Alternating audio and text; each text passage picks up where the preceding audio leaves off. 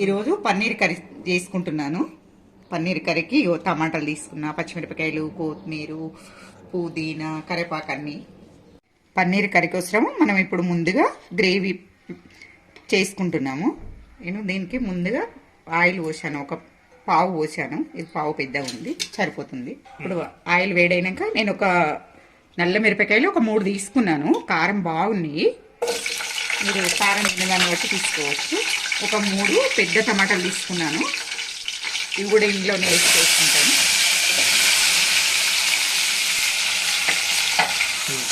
వేసుకొని కొంచెం మంచిగా మగ్గనివ్వాలి దీన్ని. దీంట్లోనే ఇప్పుడు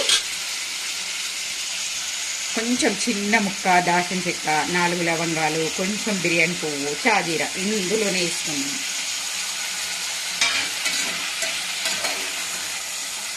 కొద్దిసేపు మూత పెట్టి మగ్గించుకోవాలి, వెచ్చబడాలి మంచిగా. టమాటా మగ్గిందేమో చూద్దాం, ఇంకా కొంచెంసేపు మగ్గాలి.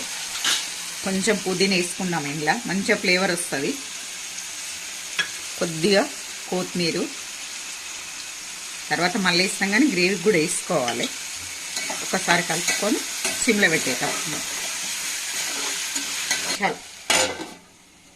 ఇప్పుడు చూద్దాం, మగ్గిపోయింది మంచిగా. నూనె చూడు ఎట్లా వేలింది, మొత్తం నూనెనే కనబడుతుంది, ఇలా ముక్కలే కనబడతలే. ఉల్లిగడ్డ, ఎల్లిపాయ నేను వాడతలేను, మీరు తినే వాళ్ళు అయితే వాడుకోవచ్చు.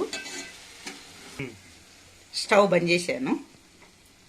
ఇది కొంచెం చల్లారిన తర్వాత గ్రేవీ మిక్సీ పడదాం. ఇప్పుడు ఇది చల్లగా అయిపోయిందండి, మిక్సీ పట్టుకుందాము. మిక్సీ చేస్తాం.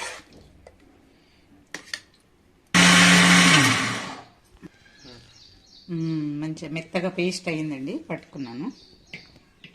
ఈ విధంగా పట్టాను పేస్ట్. ఇప్పుడు కర్రీకి ప్రిపేర్కు ఆయిల్ పోసుకుందాము.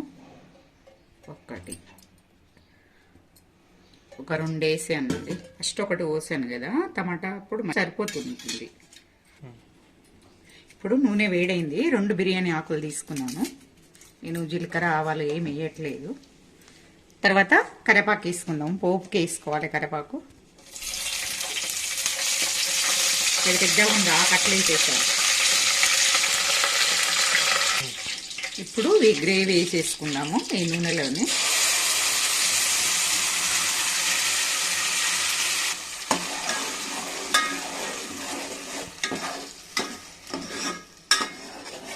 కొద్దిసేపు గ్రేవీ మగ్గనిస్తాము.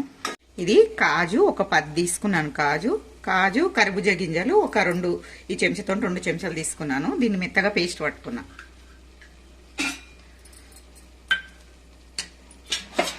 ఇప్పుడు ఇది కూడా వేగాలి, నూనె ఎంత పైకి తేలుతుంది. ఇది కూడా వేగినాక కూడా అట్లా వచ్చిన తర్వాత వేరే. ఇప్పుడంతా ఆయిల్ పైకి వచ్చేసింది కదా, ఇప్పుడు మనం కారం వేసుకుందాము. ఒక పచ్చిమిరపకాయలు వేసుకున్నాం, కానీ కారం పొడి వేసుకోలేదు కదా. నేను ఒక చెంచా బాగా వేస్తాను, ఎందుకంటే పచ్చికాయలు వేసుకున్నా కాబట్టి.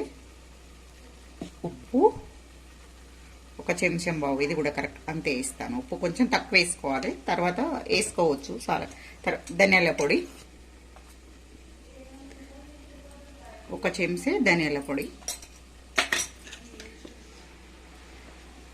అర చెంచా, గరం మసాలా కొంచెం వేసుకున్నాం కదా మనం అందులో. అప్పుడు కలిసే విధంగా కలుపుకోవాలి. కలుపుకొని ఇది కూడా మళ్ళీ ఆయిల్ పైకి వచ్చినంత వరకు వేయించుకోవాలి. ఇక ఇప్పుడు ఉప్పు కారం వేసినాం కదా, అన్నీ వేసుకున్నాం కదా.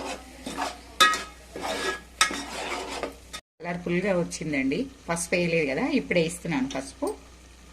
వేసినాం కదా, ఒకసారి కలుపుకుందాము. వాటర్ అంతా ఇంకిపోయింది. ఇప్పుడు మళ్ళీ మనం నీళ్లు పోసి వేసుకోవాలి. ఇప్పుడు దీంట్లో ఇప్పటి దగ్గర మిక్సీ పట్టినాయి కదా, ఆ మిక్సీ బౌల్లోని ఇవి నీళ్ళు వేసుకున్నాను. గ్రేవీ ఉంది కదా అందులో. ఇది కలుపుకున్నాము. ఇక ఇంకా కొంచెం వాటర్ కూడా వేసుకోవాలి, మళ్ళీ గట్టి పడిపోతుంది కదా. గ్రేవీ ఉడుకుతుందండి. ఇప్పుడు పన్నీర్ వేసుకుందాం. కొంచెం నాకు గ్రేవీ కావాలి, అందుకొరకు నేను కొంచెం వాటర్ పోసుకున్నాను. ఇవి వేస్తాం కదా, వేసిన తర్వాత ఉడుకుతుంది కదా, అప్పుడు గట్టి పడిపోతుంది. మళ్ళా కొంచెం పల్చగా ఉంది వాటర్, అంటే వాటర్ ఏం కాదు, గ్రేవీ ఇంత అది ఉంది.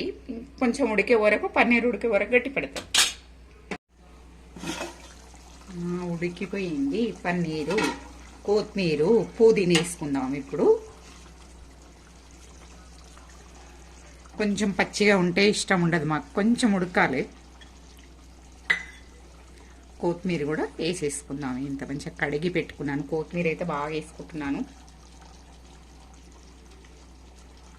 ఒక 2 నిమిషాలు మూత పెట్టేసుకుందాం. అయింది, స్టవ్ ఆఫ్ చేసిన. చూసుకో, పోయింది. పన్నీరు గ్రేవీ తక్కువైంది, పన్నీరు ముక్కలు ఎక్కువైనాయి. Paneer curry ready. Paneer curry